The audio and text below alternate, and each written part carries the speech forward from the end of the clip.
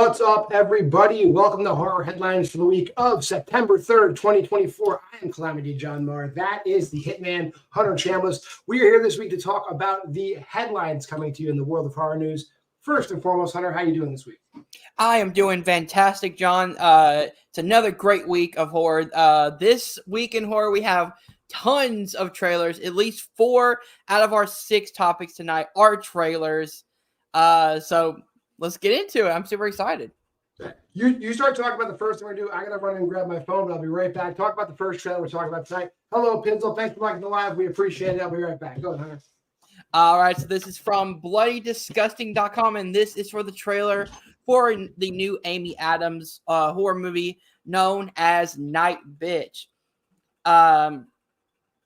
It says Night Bitch is rated R for language and some sexuality. The darkly comedic horror film was directed by Marshall Heller, A Beautiful Day in the Neighborhood. Night Bitch tells the story of a woman thrown into the stay-at-home routine of raising a toddler in the suburbs, who slowly embraces the fertile power deeply rooted in motherhood. She becomes She becomes aware of the bizarre and undeniable signs that she may be turning into a K9. So it's a postpartum werewolf movie? Kind of, but she's actually turning into a dog, not a werewolf. All right, a weird dog. I see weird dog. Yeah. Hello, how you doing, Pizzle? Always good to see you. Yeah, my wife actually just saw this trailer, literally 5 minutes before we went live, and she yelled from the other room, this is a movie you're not allowed to see without me, which is a rarity. Hello, Cher, how you doing? Thanks for joining us here on the live. Talking about the Night Bitch trailer that just dropped. And I'm just going to go on the limb. My wife likes it, so that means we have a crossover hit because my wife hates horror movies, so we must have a crossover hit on our hands. Yeah, I mean, the trailer, I was expecting more of a monster movie kind of feel, but this one kind of gave me more of a darkly comedic, like a more of the style of like a Neighbors kind of wacky comedy, which is kind of interesting because I was expecting more of a horror tone from it, but I'm not disappointed. We definitely have a ton of horror comedies that are good that have been coming out lately. So, maybe we're due for a good horror comedy. Who knows? Maybe. And if that's the tone they go with, then I'm going to be pleasantly surprised because I was expecting more of just a basic, kind of werewolf type monster movie. But if this is, because this is also based on a book, I did not know that either. Yeah, apparently it's based on a popular book. I didn't know that. So that's really cool that they're adapting this book into a movie and giving it kind of a horror comedy feel to it. Yeah. Pizzle's asked in the chat if we've seen the Rosemary's Baby prequel trailer, Apartment 7A. I have seen it. I am looking forward to that. I think the cast they've attached to that looks promising. So I will be watching that when the series comes out. I'm going to watch Rosemary's Baby before I see that. So definitely that's required viewing. I actually maybe not. You're definitely going to have the required viewing to get the tone of it, but probably not. I imagine Apartment 7A will get people wanting to watch Rosemary's Baby and the other way around. But anyway, back to Night Bitch. Gotta love the title for starters. Yeah. I'm definitely going to see it. What's the release date we got? Do we have a prospective release date on it? Let me go ahead and pull that back up. Give me 1 second. So it is. I think it is later this year. I know that for a fact. Yes. It just says this December. It doesn't. Oh, December. Yeah, that's what my wife said. December. So yeah, so December. I'll be in theaters watching that. No problem. Oh yeah, me too. All right, are you ready to move on to our second topic? What's our second topic of the evening? It's another trailer. Smile 2 opens wide and watch the official trailer for Paramount's horror sequel. Naomi Scott leads the cast of the returning director Parker Flynn's upcoming horror sequel, Smile 2, and Paramount has debuted the brand new official trailer this morning. Smile 2 opens wide in theaters October 18th, 2024. In Smile 2, about to embark on a new world tour, global pop sensation Sky Riley begins to experience increasingly terrifying and inexplainable events, overwhelmed by the escalating horrors and the pressures of fame, Skye is forced to face her dark past to regain control of her life before it spirals out of control. So, John, thoughts on the trailer for Smile 2? I've seen the Smile 2 trailer probably about a dozen times so far. I'm going to make the joke I made already. Obviously, I think when we first talked about Smile 2 here, we talked about it maybe like couple months ago. I was like, what are they going to do with Kyle Gallner's character? In the trailer, they kind of show a clip of what happens to Kyle Gallner's character. He obviously, it's not even a spoiler. Obviously, to get from him to the main character of this movie, he has to die. He apparently gets hit by a car. That's what you see in the trailer. Trailer spoiler alert. But I noticed the car that hits him. Oh, Ryan, in the last trailer. Yeah, the car that hits him has New Jersey plates, so like accurate. I believe a Jersey driver would run over a pedestrian in a residential area. So that makes sense.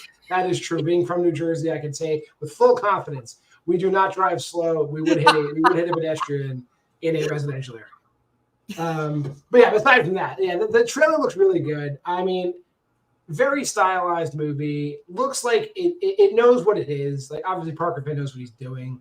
It looks like he took the original movie and just kind of like really glammed it up. So like I said, I was going to see it anyway. It was on my top 10 anticipated list for this year. And I really think they're going all out with it.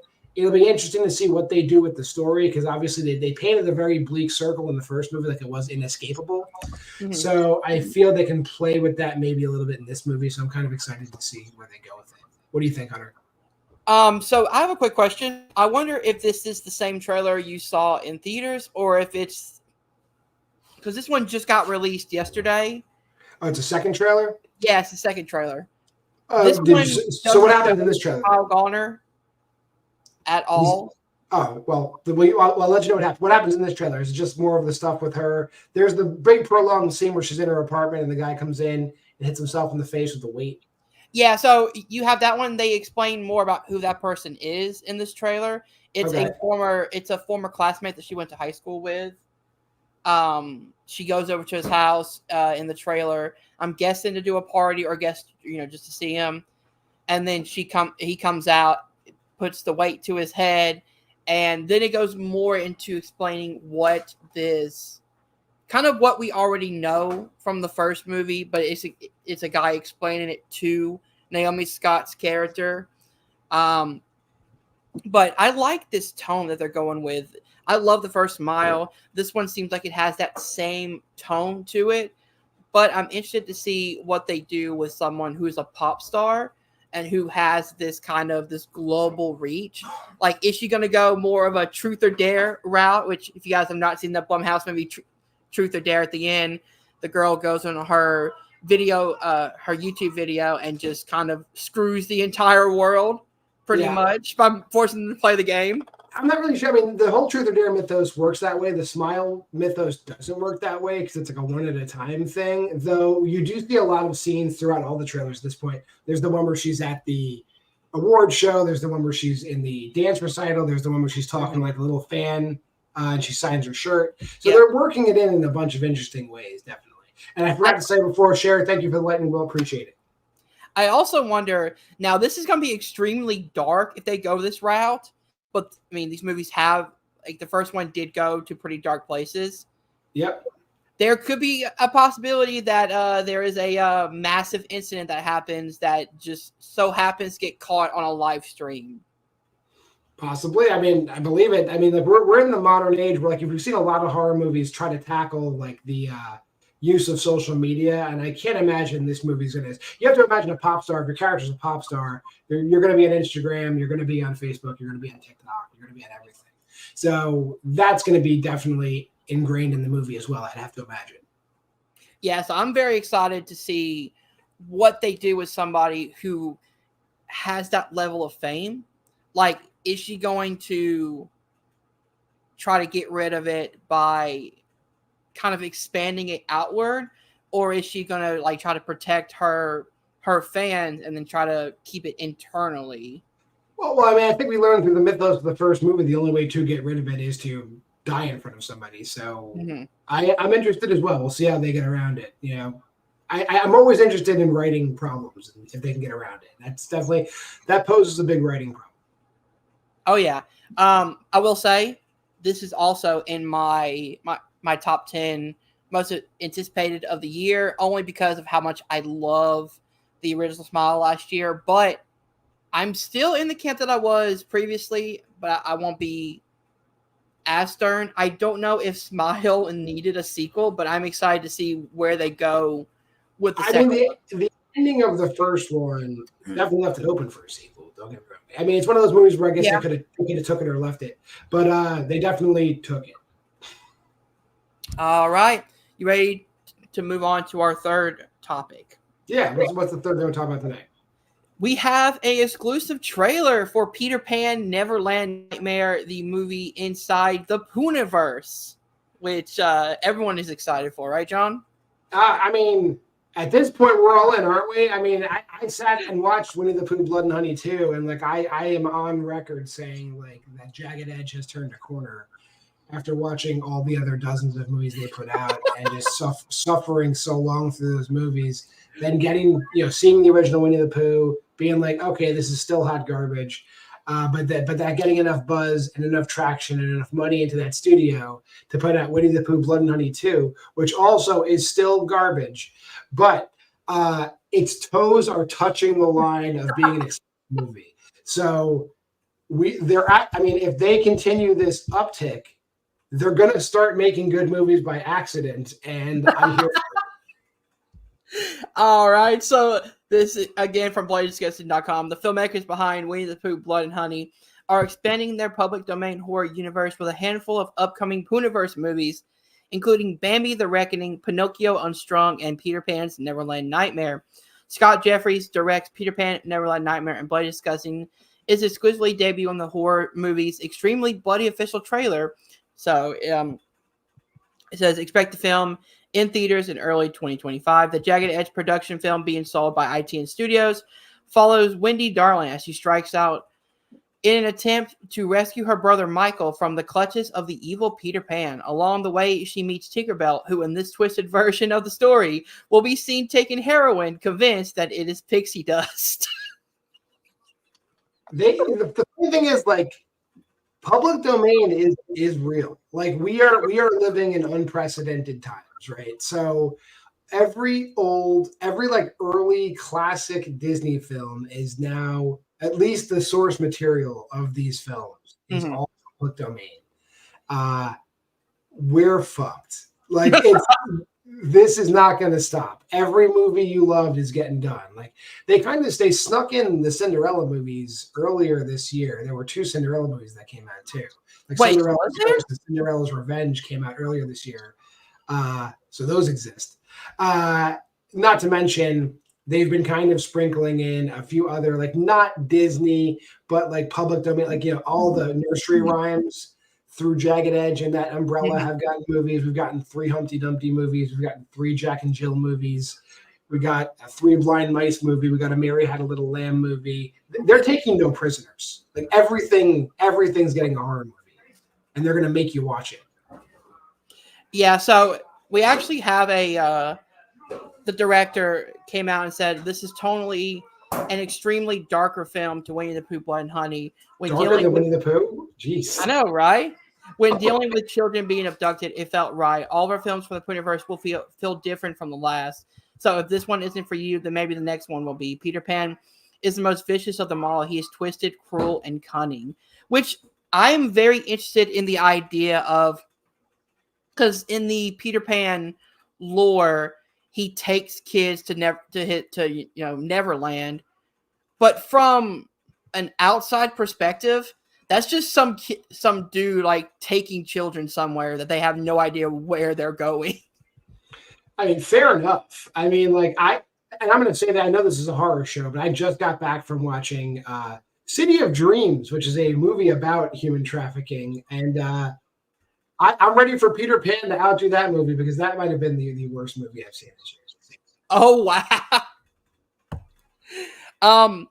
So this one and Pinocchio Unstrung, I'm actually very excited for because both of those source materials can lend very well to a horror movie if done correctly. I think you can go extremely like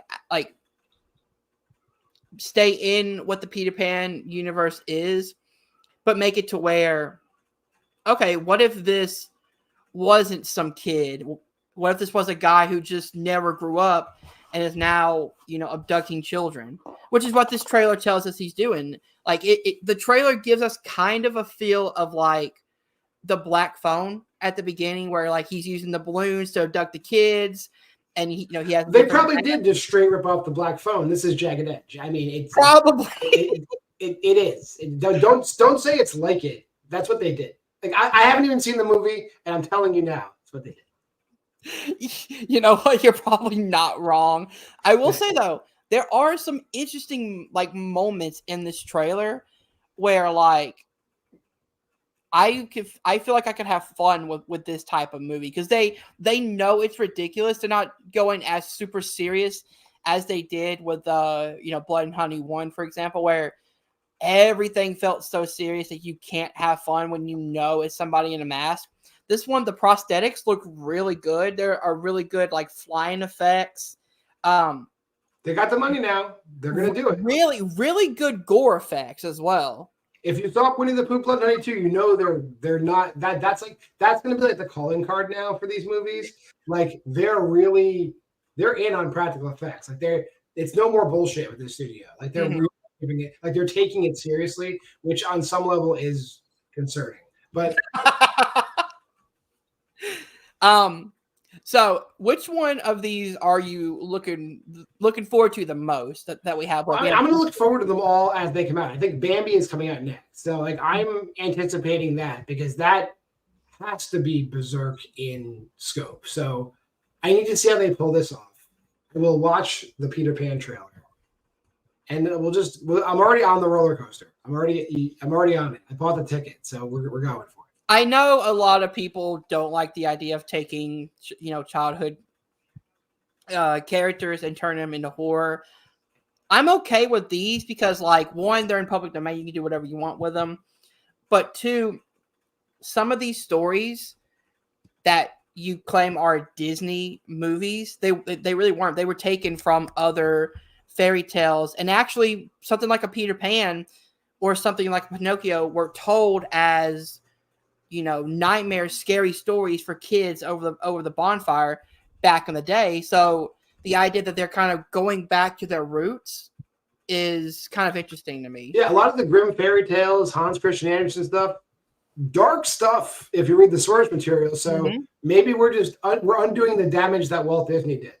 But also like something like The Little Mermaid, if you know what that story is, it's not like the Disney movie, folks. They I think there's one where like, was it Ariel gets her feet and it's like swords in her feet, or like daggers that like poke her feet every time she walks. Yeah, she definitely gets messed up in the original story. Mm-hmm. Yeah. So every one of these Disney fairy tales you have seen has a darker version attached to the original story. Right, definitely. So what's the next thing we're talking about? Finally, we're not talking about a trailer. All right. But we do have another one coming up soon. Jurassic World Rebirth is the official title for next year's Jurassic World movie. The next installment in the Jurassic World franchise has received an official title today, with Universal announcing that Jurassic World Rebirth will release in theaters on July 2nd, 2025. Universal previews this action-packed new chapter sees the team racing to secure DNA samples from the three most colossal creatures across land, sea, and air. The full synopsis was announced today as well. 5 years after the events of Jurassic World Dominion, the planet's ecology has proven largely inhospitable to dinosaurs. Those remaining exist in isolated environments with climates resembling the ones in which they once thrived. The three most colossal creatures within that tropical biosphere holds the key to a drug that will bring a life-saving benefit to mankind. Scarlett Johansson is in the lead, along with Mahershala Ali and Jonathan Bailey. Thoughts on the title for Jurassic World? Title's fine. If Scarlett Johansson and Mahershala Ali in it,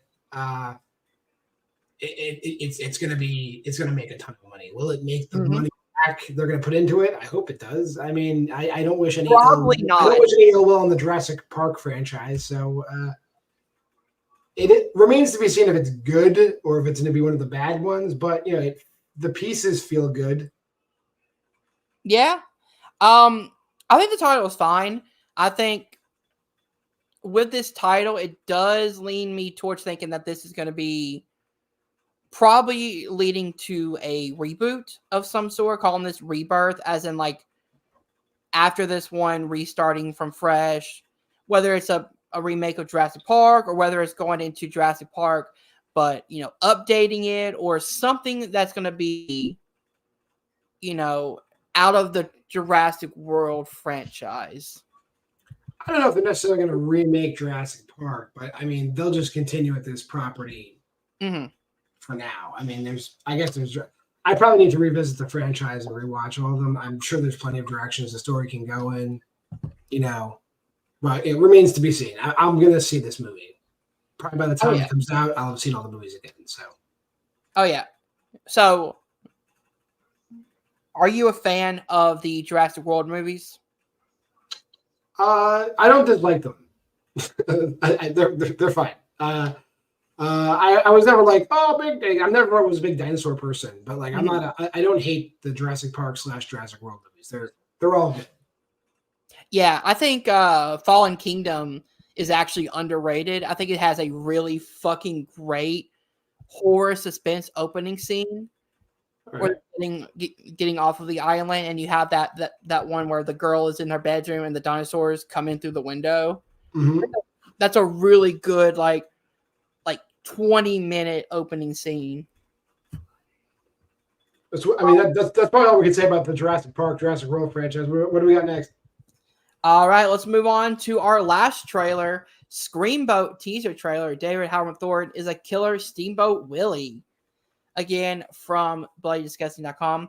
The short film that introduced Mickey Mouse to the world, 1928 Steamboat Willie, has entered the public domain this year, and the upcoming Screamboat turns that tale into a nightmare. From the production team behind Terrifier 2 and The Mean One, Screamboat is coming to theaters in 2025 via iconic events releasing with Terrifier, Terrifier 2, and Terrifier 3 star David Howard Thornton playing the film's twisted version of Steamboat Willie.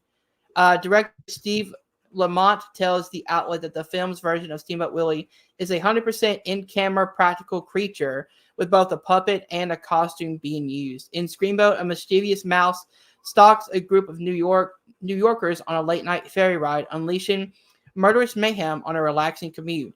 Can the ship's motley crew of travelers find a way to stop a killer creature who has developed a taste for tourists? So, thoughts on the trailer for Screamboat? Where to begin? All right. So, obviously, I like David Howard Thornton as Art the Clown. I like him as Art the Clown. I'm being very careful with what I say because I have seen The Mean One. I think he is Art the Clown. I think he's put a lot. I mean, when I saw The Mean One, it's not a bad movie, but he's not Art the Clown. He's just a guy in a Grinch outfit in that movie. He kind of when you put The Mean One in that movie. Yeah, he is the Mean One. He is the Mean One. So when you put a costume on him and you have him be somebody else, I don't know if he feels uncomfortable or if it's just like we're trained to see him as Art the Clown at this point, but it's lacking. And also the plot of this movie feels like Jason Takes Manhattan, doesn't it? It absolutely does. It sounds like Jason Takes Manhattan to me. Yeah. But whatever. And also the Mousetrap beat this movie to release too. So we already have the Mickey Mouse slasher movie that came out already. So a lot going against this movie. Will I see it? Of course I'm going to see it. I'll let you know when it comes out. But really, deck feels stacked against Screamboat. So you're right about the deck being stacked against it, but to me, the one saving grace, and this could be up in the air, is that it's from the producer of the Terrifier films, and I think Terrifier 2 is great. If they can take that version and put it on a boat in one singular location, I think it could be a really fun movie. I'm not gonna say it's gonna be a great movie, Yeah. but I think it could be a fun, interesting idea. From the producers of means like nothing to me at this point because Borderlands is from the producer of Hostel and the director of Hostel, and that movie sucks. Wait, Borderlands is an Eli Roth movie? Yeah, Eli Roth directed Borderlands, and it's like if you played the video games, Eli Roth took a nice healthy dump on you.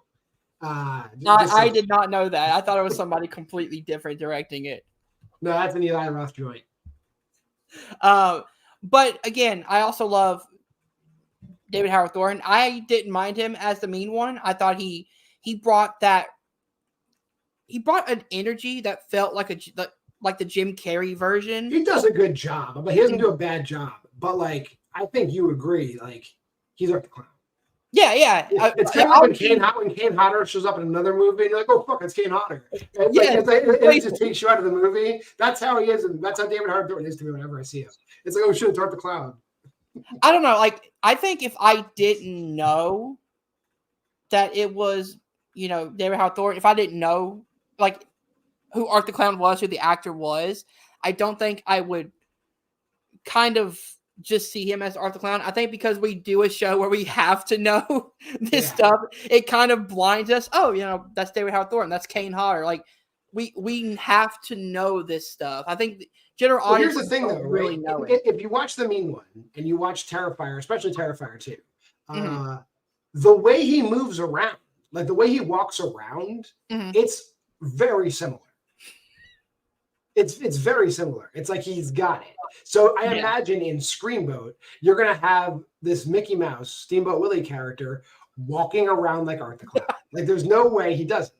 It's just like when you watch Hatchet. Like when you watch Hatchet and Kane Hodder's in, it's like, oh, he's just he's a totally jacked, sleeveless Jason Voorhees, like ripping people apart. Like it's the same shit.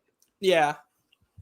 I don't know. I'm very interested to see if this can be better than the last Steamboat Willie horror movie we got, or if it's going to be on the same level. Again, I'll say the same thing I said in the Peter Pan one.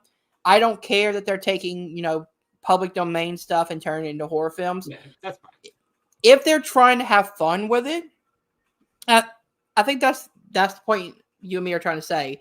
If they go the route of Blood and Honey 1, where they take it super seriously and boring, and you got people in horrible looking masks, then yeah, I'm gonna hate it. But if you play up how stupid it is, then I can have fun with you being stupid.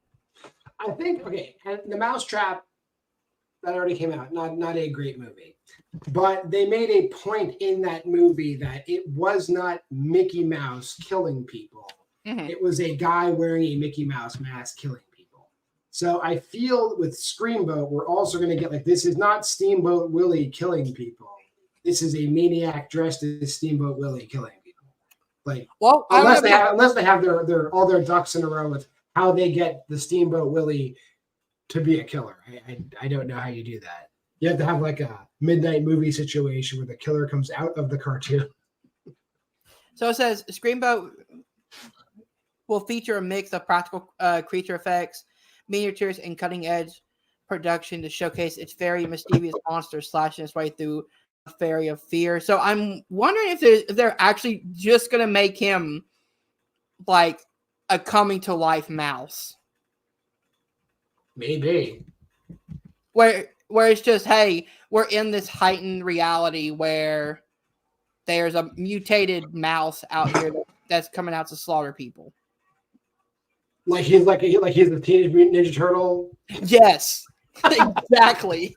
All right, I mean, whatever. You go, King. Hey, you know what?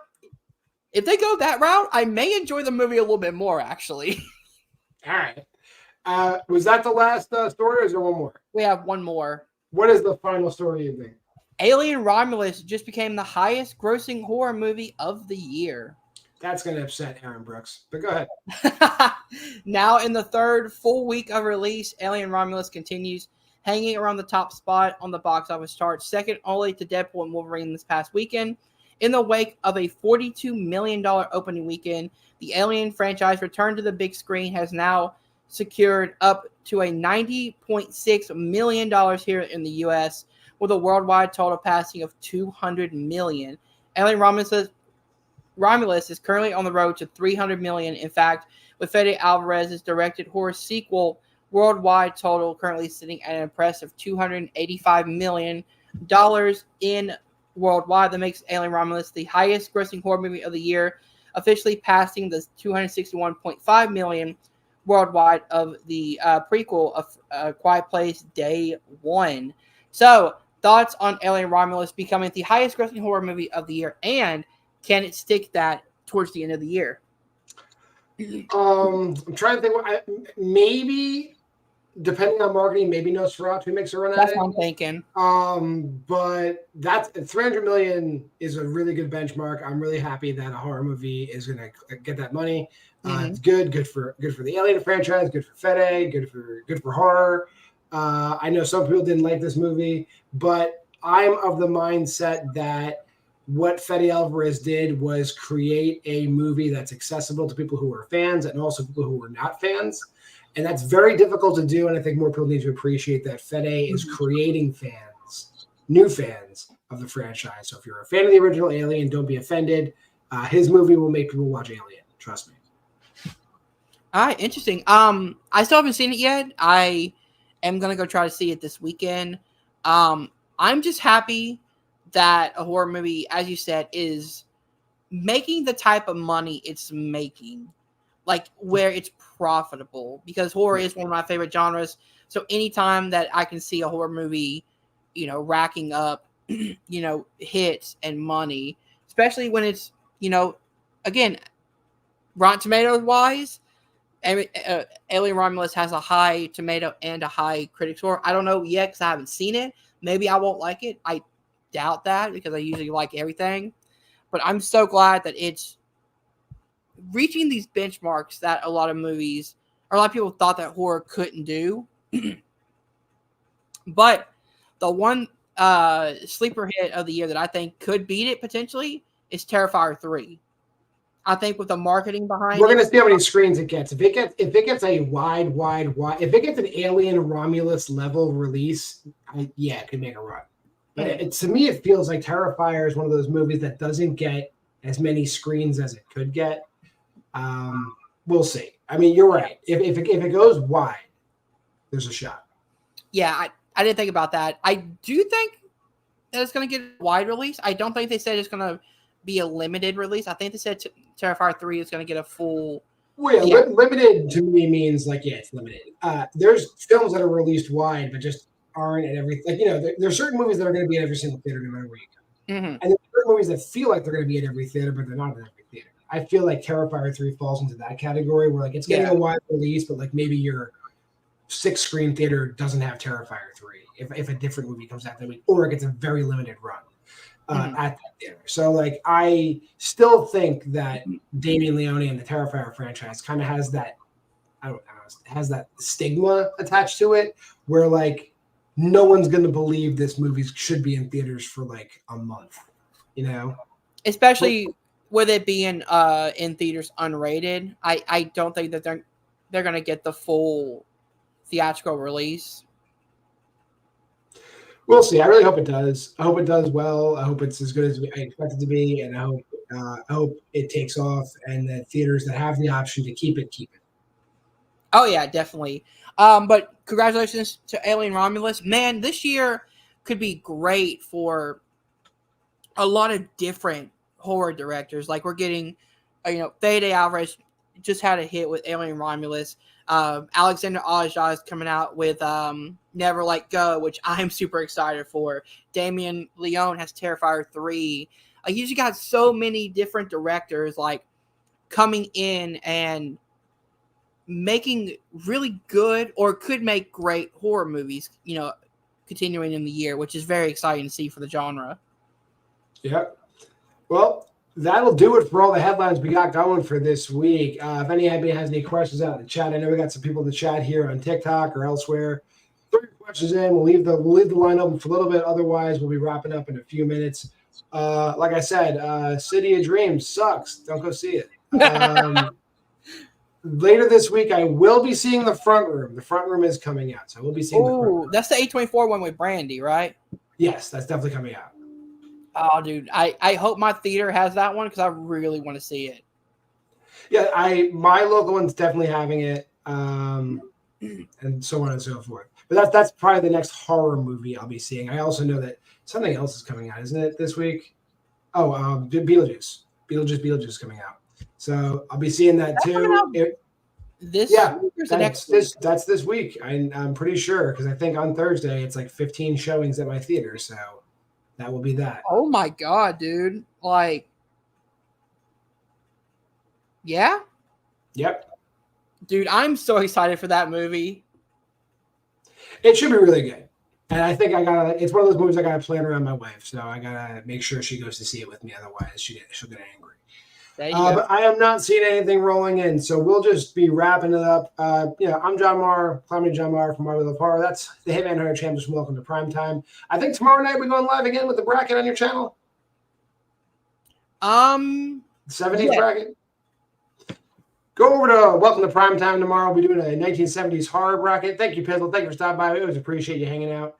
But until next time, Hunter, hit him with that outro, and we'll see you next time on Horror Headlines. We'll be back next Tuesday, 9:30, 10 o'clock.